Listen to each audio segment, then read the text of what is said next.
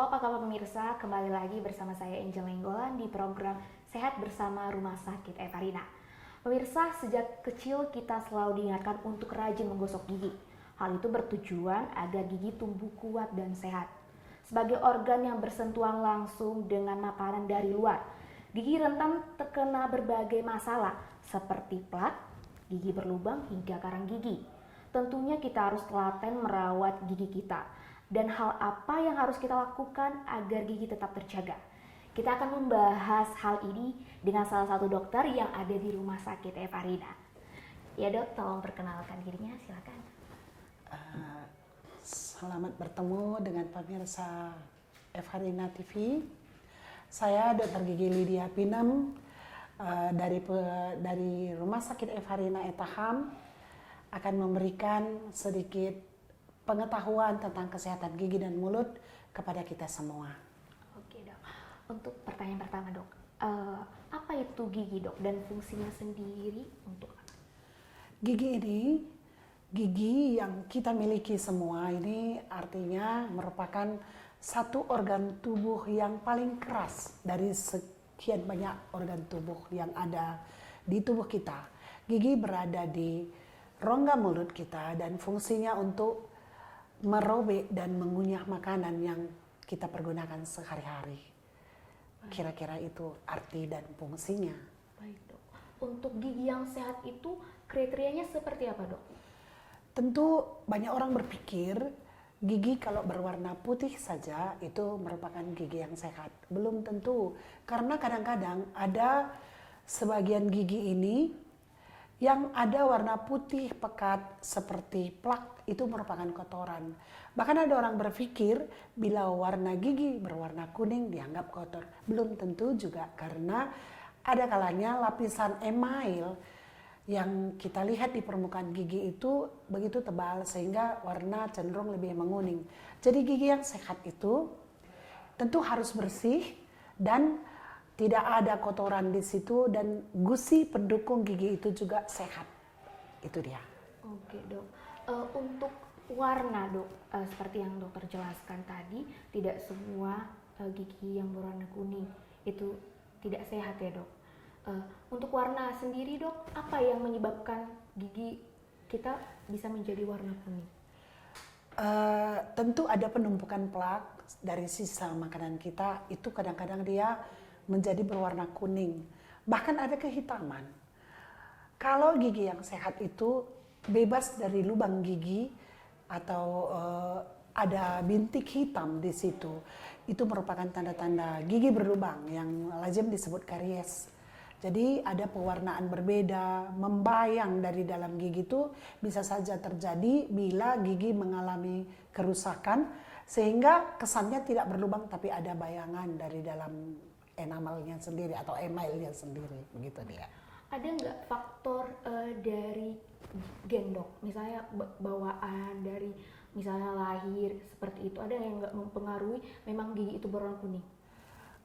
Ada sedikit, tapi yang lebih jelas terlihat biasanya susunan gigi yang tidak rapi itu saya perhatikan dari pengalaman saya, letak gigi orang tuanya yang berkerumun atau berjejal dan ada juga yang renggang bisa terjadi pada beberapa keturunannya, anaknya, begitu. Oke,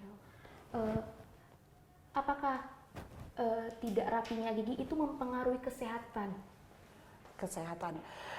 Kalau gigi tidak rapi susunannya, apalagi yang berjejal, bertumpuk, tentu proses pembersihan gigi ketika melakukan sikat gigi secara rutin tiap hari ada gangguan, karena bulu daripada sikat gigi itu tidak bebas bekerja karena ada terselip makanan di antara celah gigi, itu sulit untuk dibersihkan.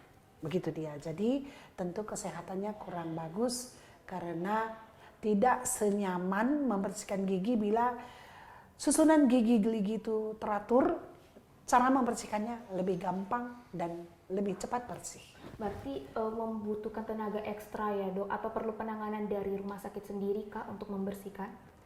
Sebenarnya bagus pun gigi seseorang itu rapi atau tidak rapi, bahkan berjejal, diwajibkan datang ke dokter gigi 2 kali setahun minimal untuk melakukan pembersihan karang gigi. Pada prakteknya, kadang-kadang kalau giginya memang berjejal dan tidak ada usaha untuk merapikannya, saya menyarankan lebih dari 2 kali setahun, begitu dia. Begitu. Oh, pertanyaan selanjutnya dok, bagaimana perawatan agar gigi tetap terlihat sehat dan bersih? Mungkin selain yang seperti dokter jelaskan tadi harus ke rumah sakit untuk membersihkan karang gigi. Untuk di rumah sendiri apa yang harus pemirsa lakukan? Ada orang beranggapan, aku setiap harinya bersikat gigi, tapi metode ataupun waktu yang pelaksanaan tidak tepat. Kebanyakan kita bangun pagi, langsung sikat gigi, baru sarapan dan beraktivitas. Kemudian malam, sebelum makan malam mereka mandi, sikat gigi, makan, tidur. Ini tidak benar. Yang terbaik, yang saya pikir bagus itu pagi-pagi bangun tidur, mungkin tak kumur-kumur, sekalian mandi, kemudian sarapan, sempatkan diri untuk sikat gigi baru beraktivitas. Mau tidur malam, selesai makan malam, habis aktivitas, mau istirahat, kita sikat gigi dulu baru tidur. Jadi sebenarnya pagi dan sore saya sikat gigi, tapi tepatnya pelaksanaannya itu yang saya rasa perlu diperbaiki sehingga kesehatan gigi maksimal bisa didapatkan selain berkunjung ke dokter gigi. Oke, baik. Memang berarti dianjurkan oleh kesehatan medis sendiri ya dok, setelah makan, selanjutnya gosok gigi seperti itu. Iya, bukan mau mandi sore sebelum makan malam. Kadang masyarakat kita kan dok beranggapan itu sudah cukup. Padahal agar maksimal nih sehat giginya dan kuat sebelum tidur malam. Karena kita tidak membawa sisa makanan sambil kita istirahat. Itu dia. Baik dok. Baik pemirsa, kita akan kembali sesaat lagi setelah pesan-pesan berikut ini.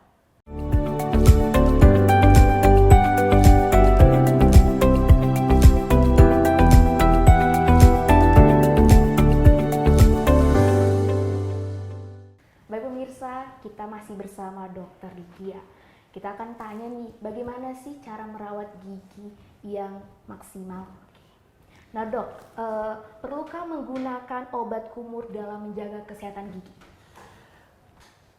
Sebenarnya tidak begitu perlu kalau menurut saya kalau sepanjang giginya sehat. Obat kumur sering kita pakai sebagai alat bahan bantu setelah kita membersihkan karang gigi. Itu dikhususkan buat penderita yang gusinya itu sering berdarah. Jadi setelah dia membersihkan gigi secara normal atau mungkin dia dalam masa pengobatan gusi, disarankan memang iya pakai obat kumur yang biasanya digunakan setelah selesai sarapan pagi, sikat gigi, kumur, kemudian setelah sikat gigi malam, kumur, itu yang biasa disarankan. Jadi saya rasa perlu buat orang yang sedang mengalami gingivitis, periodontitis, itu radang gusi namanya, gitu dia. Berarti gusi yang sensitif ya dok ya? Iya, dan itu memang disarankan buat setiap orang yang baik laki-laki perempuan di atas usia 40 tahun. Gitu dia. Untuk jenis obat kumurnya sendiri, adakah dari kriteria atau resep dari dokter untuk dianjurkan? Itu kadang-kadang memang ada buat periodontitis yang sudah sangat kronis, dipakai obat khusus karena jenis-jenis obat kumur ini juga ada yang hanya untuk radang gusi biasa dan ada yang udah begitu kronis, misalnya disertai giginya berlubang. Itu saya sarankan ya harus memilih yang tepat dan tentu dengan resep dokter. Berarti beragam nih dok ya, mana nih yang jadi kebutuhan dari gusi pasien sendiri ya dok? Iya, berbeda.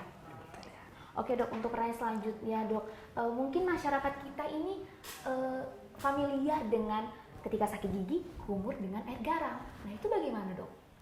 Air garam ini menurut saya sangat perlu karena dalam awam yang garam itu bahan yang biasa. Tapi kalau dari secara kimiawi, dia itu memang sebagai antiseptik yang jitu, hemat, gampang didapatkan di setiap orang. Air garam itu saya rasa memang perlu dipakai bila pada pasien yang berdomisili bukan di kota besar, di kampung misalnya, tapi misalnya mengalami gusi berdarah atau sering bau mulut, saya rasa itulah pengobatan pertama untuk radang gusi yang paling efektif sebelum bisa bertemu dengan dokter. Tindakan awal ya dok ya. Iya, betul. Jadi dok, untuk air garam sendiri itu untuk medis dianjurkan ya dok ya? Iya, betul. Saya juga di dalam praktek saya sehari-hari, saya lihat, saya sering anjurkan kumur air hangat 1 gelas dengan garam setengah sendok dilarutkan.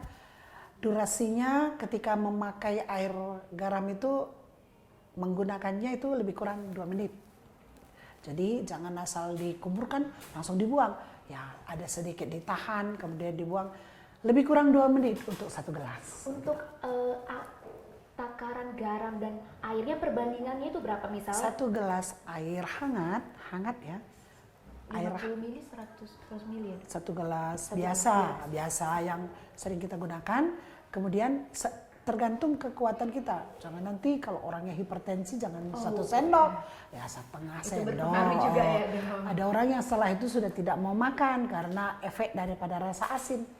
Nah, jadi untuk orang yang demikian saya sarankan habis itu segera kumur dengan air putih biasa supaya kembali normal rongga mulutnya. Oke dok. Untuk pertanyaan selanjutnya dok, apakah karang gigi jikalau kita tidak membersihkan, kan seperti dokter jelaskan tadi dianjurkan 1 tahun 2 kali. Nah bisa lebih untuk yang memang berpotensi gusinya Bermasalah.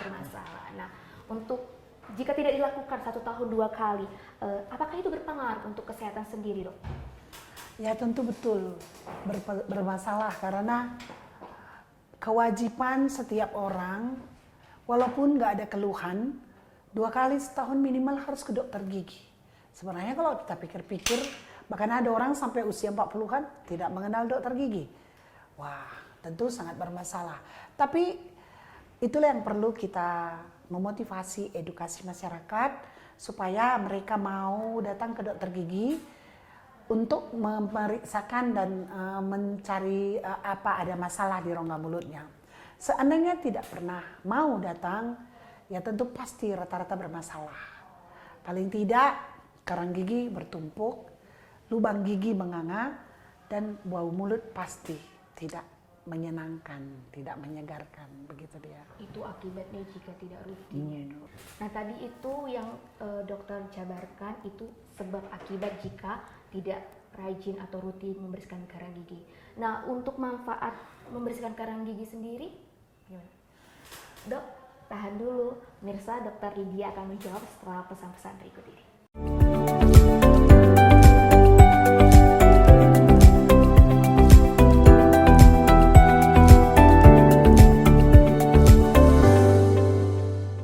Baik pemirsa, kita masih bersama Dr. Lydia. Nah, kita akan tanya langsung manfaat dari rutin membersihkan karang gigi. Bagaimana dok?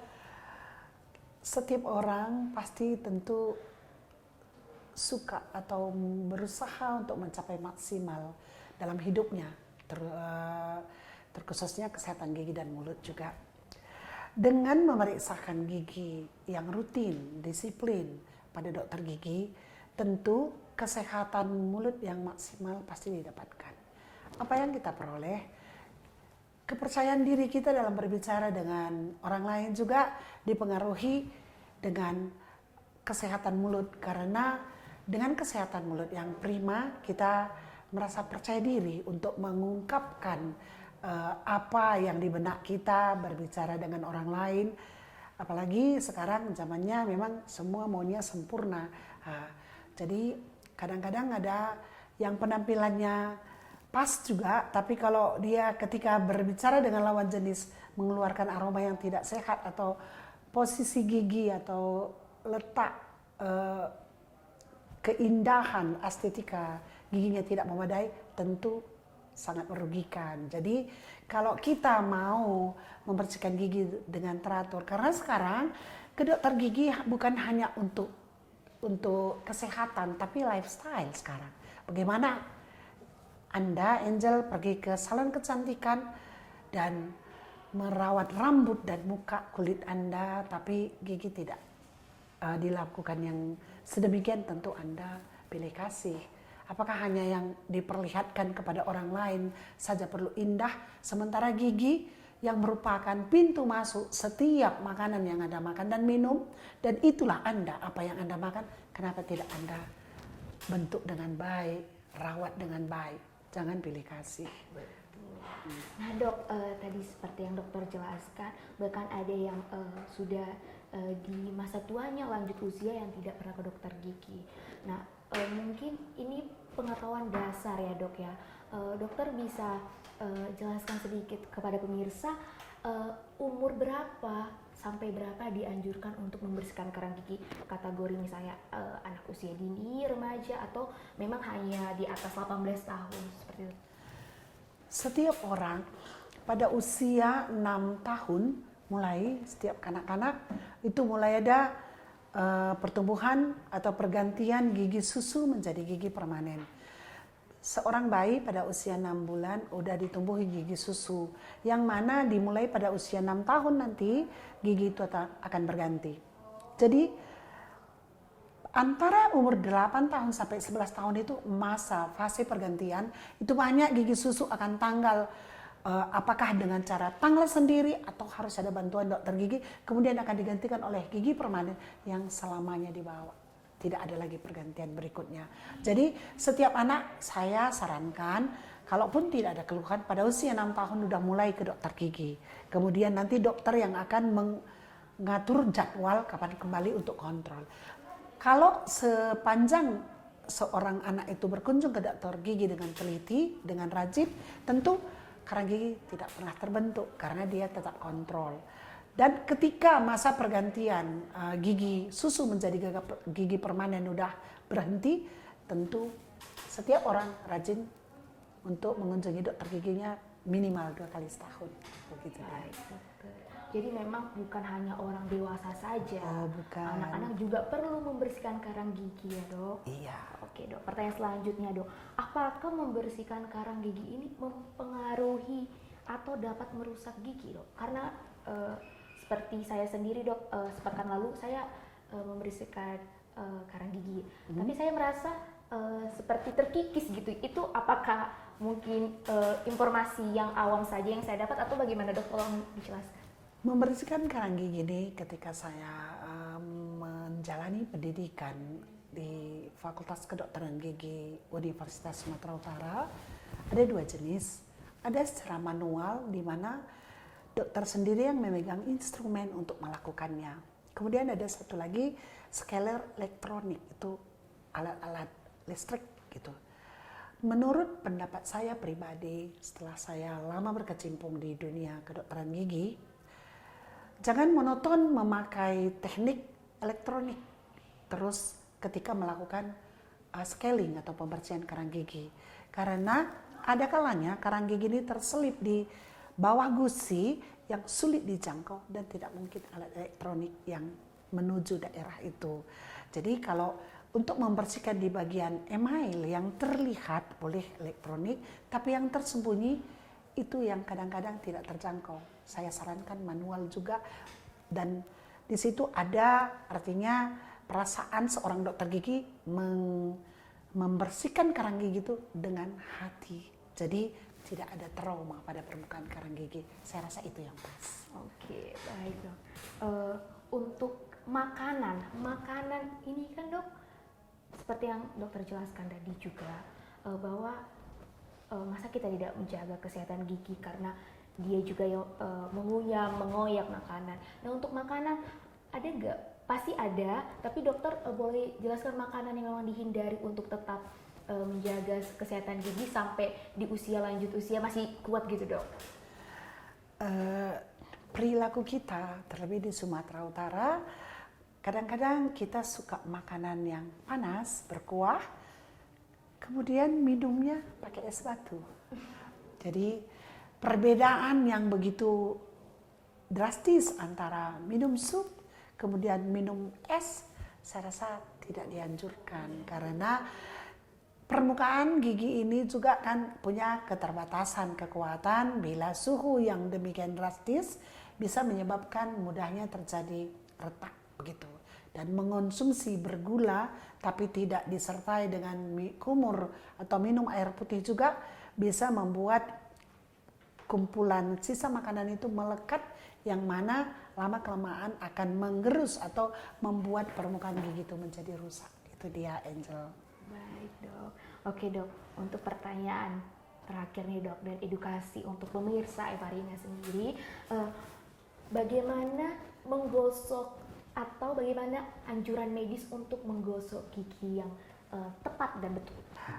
Secara umum gigi kita itu ada rahang bawah dan ada rahang atas. Kadangkala demi kenyamanan atau seenaknya menyikat gigi, sikat giginya lupa, kita sering menggosok muka belakang itu secara kuat. Bahkan ada orang berpikir bila menyikat dengan kuat itulah yang bersih. Ternyata bila tarikan sikat gigi itu maju mundur itu terlalu kuat mengakibatkan atrisi ataupun ada kerusakan di pangkal gigi. Jadi saran saya yang terbaik bila menyikat gigi kita lebih menganjurkan naik gitu. Begitu juga demikian sebelah dalam pun sikat gigi dari depan kita buat begini, begitu juga kemudian tentu di permukaan juga tidak lupa disikat. Jadi bukan begini, bukan maju mundur sehingga ada menimbulkan semacam atrisi atau penggerusan yang tidak normal pada permukaan gigi sebelah sisi samping kanan dan kiri, begitu dia. Begitu juga dengan rahang atas, jangan menarik maju mundur, akibatnya permukaan daripada gigi menjadi menipis, yang mana lambat laun akan menjadi ngilu, itu dia. Dok, tapi banyak informasi di iklan-iklan yang sering muncul kita tonton di televisi, ya di mana dianjurkan untuk bulat-bulat, itu seperti apa dok? Boleh juga itu variasinya, tapi yang paling benar seperti yang saya bilang. Ya mungkin setelah mereka melakukan menyikat ke atas, membuang kotoran ke atas, kemudian pasien berkumur, boleh juga dilakukan seperti itu, membulat dia supaya betul-betul bersih permukaan daripada gigi. Jadi memang yang bulat-bulat dianjurkan, tapi yang paling Pertama, prioritas menarik ke atas supaya kotorannya tidak tersisa. Gitu dia.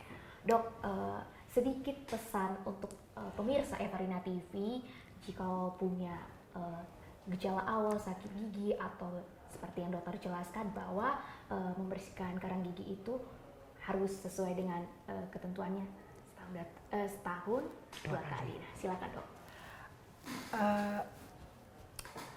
Tentu kita sangat menyayangi organ tubuh kita, terutama gigi, karena tanpa gigi atau tanpa kesehatan gigi yang baik, fungsi pengunyahan tentu terganggu. Sayangilah gigi kita lebih daripada menyayangi berlian, karena walaupun harga berlian mahal, tapi walaupun tak punya kita tidak apa-apa. Tapi kalau gigi tak punya, tentu sangat merugikan. Sayangi gigi dengan cara rutin menyikat gigi pagi dan sore sesuai dengan yang tadi sudah kami ceritakan waktunya yang tepat. Kemudian kunjungilah dokter gigi Anda minimal 2 kali setahun. Banyak fasilitas kesehatan gigi pada masa sekarang ini, gunakanlah sebaik-baiknya seperti Anda menggunakannya untuk keindahan kulit dan rambut Anda. Terima kasih. Baik, tidak terasa kita sudah 30 menit bersama Dr. Lydia.